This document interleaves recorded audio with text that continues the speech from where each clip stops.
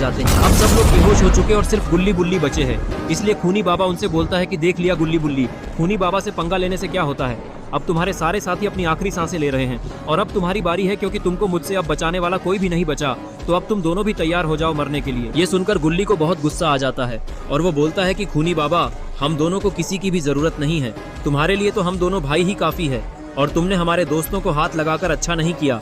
इसलिए अब तुम तैयार हो जाओ गुल्ली और बुल्ली का सामना करने के लिए। ये सुनकर खूनी बाबा जोर जोर से हंसने लगता है। तभी गुल्ली और बुल्ली खूनी बाबा की तरफ दौड़ लगा देते हैं, लेकिन खूनी बाबा अपने हाथों से दोनों के ऊपर फायरबॉल मार देता है, जिससे दोनों बच नहीं पाते और वो दोनों भी बेहोश हो जाते हैं। इसके बाद खूनी बाबा कूदकर बाबा के सामने आता है और उनसे बोलता है कि देख लिया बाबा लंगोटी लाल, आज मैंने तुम्हारी और तुम्हारे साथियों की लंगोट एक साथ लाल कर दी, वो भी खून से। और अब तुम सबकी मरने की बारी है और उसकी शुरुआत तुमसे ही होगी। और तभी खूनी बाबा काली शक्तियों से बनी जादुई तलवार बाबा के ऊपर प्रकट करने लगता है उन्हें मारने के लिए। लेकिन तभी किसी बाइक की आवाज आने लगती है। अरे ये क्या, ये तो घोस्ट राइडर है और वो एकदम सही टाइम पे यहाँ आया है। और अब खूनी बाबा को घोस्ट राइडर से कोई नहीं बचा सकता। पिछले बार तो वो बच के भाग गया था, लेकिन इस बार घोस्ट राइडर उसको जिंदा नहीं छोड़ेगा। घोस्ट राइडर को देखकर खूनी बाबा को गुस्सा आ जाता है और वो उससे कहता है, घोस्ट राइडर आ गए तुम, बड़ी देर से आए हो। अगर थोड़ा जल्दी आ जाते तो शायद तुम इन्हें मुझसे बचा पाते, लेकिन अब तो मैं इन्हें मारने जा रहा हूँ, तो अभी थोड़ा देर तुम अपनी बाइक पर बैठ के आराम करो, तब तक मैं इनका काम तमाम कर देता हूँ। ये सुनकर घोस्ट राइडर हंसने लगता है।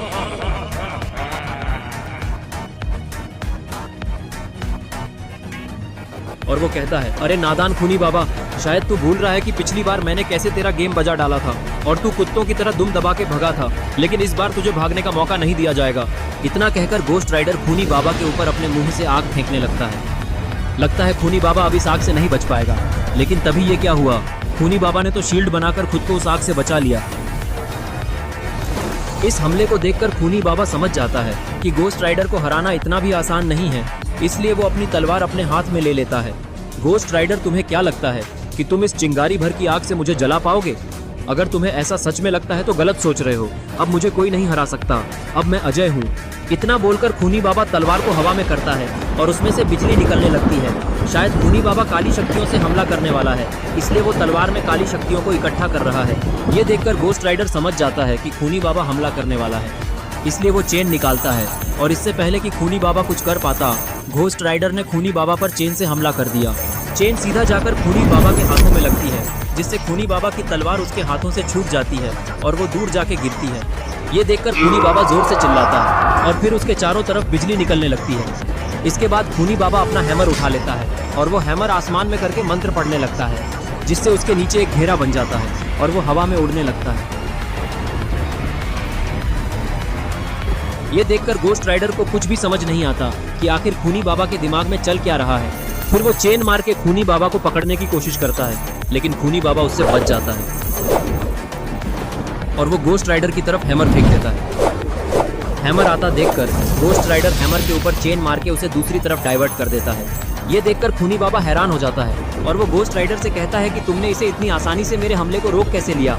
घोस्ट राइडर बोलता है कि अभी तुम जानते नहीं हो कि मैं क्या क्या कर सकता हूँ, रुको अभी बताता हूँ।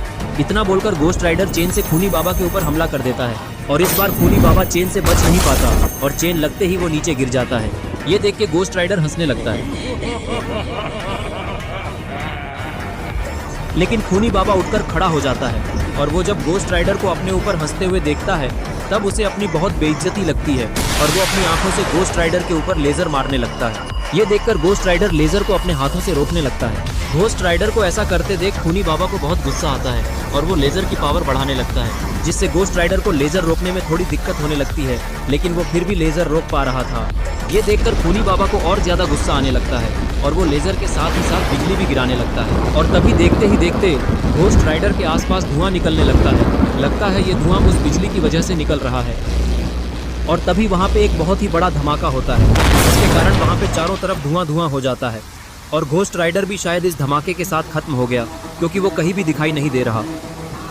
और ये देखकर खूनी बाबा जोर जोर से हंसने लगता है, क्योंकि उसने घोस्ट राइडर को हरा दिया और अब वो दुनिया का सबसे शक्तिशाली प्राणी बन चुका है।